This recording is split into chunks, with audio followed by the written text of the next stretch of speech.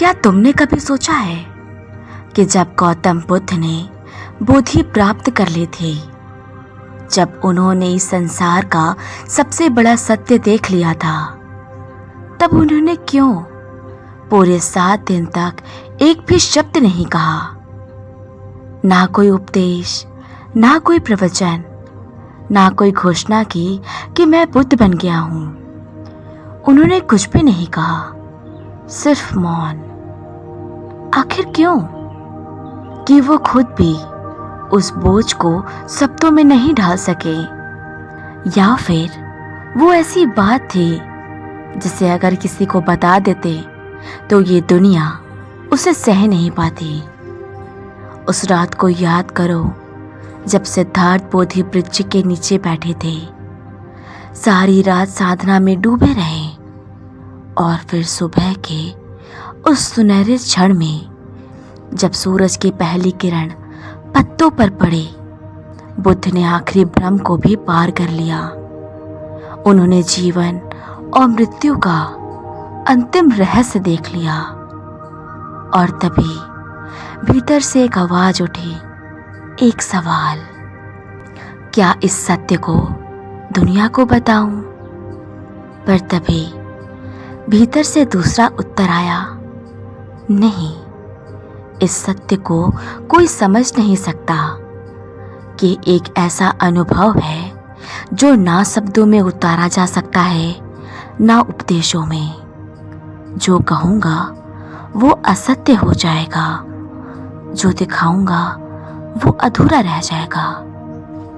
इसके बाद बुद्ध चुप रह गए, क्योंकि इस शब्द को शब्दों में कहना वैसा ही था जैसे अंधे को इंद्रधनुष का रंग समझाना, जिसने ना कभी प्रकाश देखा हो ना रंग। उसे बताएं तो क्या बताएं? लाल कैसा होता है, नीला कैसा दिखता है? बुद्ध जानते थे कि दुनिया अभी तैयार नहीं है। लोग स्वर्ग, पुनर्जन्म, आत्मा, इन कहानियों में डूबे हैं, और उनके पास जो सत्य था वो इससे बिल्कुल अलग था। वो कहता था, ना आत्मा है, ना परमात्मा है, ना जीवन का कोई अलग अर्थ है। सब शून्य है, सब शांति है, बस यही क्षण है, ना कुछ पाना, ना कुछ खोना। सब यहीं पर समाप्त हो जाता है। क्या ये संसार इस सच्चाई को सुन सकता था?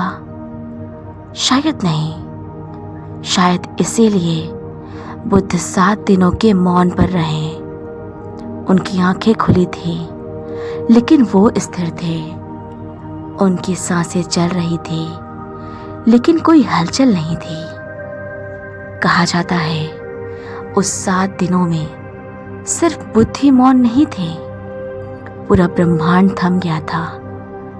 ना हवा चली, ना पंछी बोले, ना पत्ते हिले। सारी सृष्टि ठहर गई थी उस मौन के सम्मान में, क्योंकि पहली बार किसी ने सच को देखा था।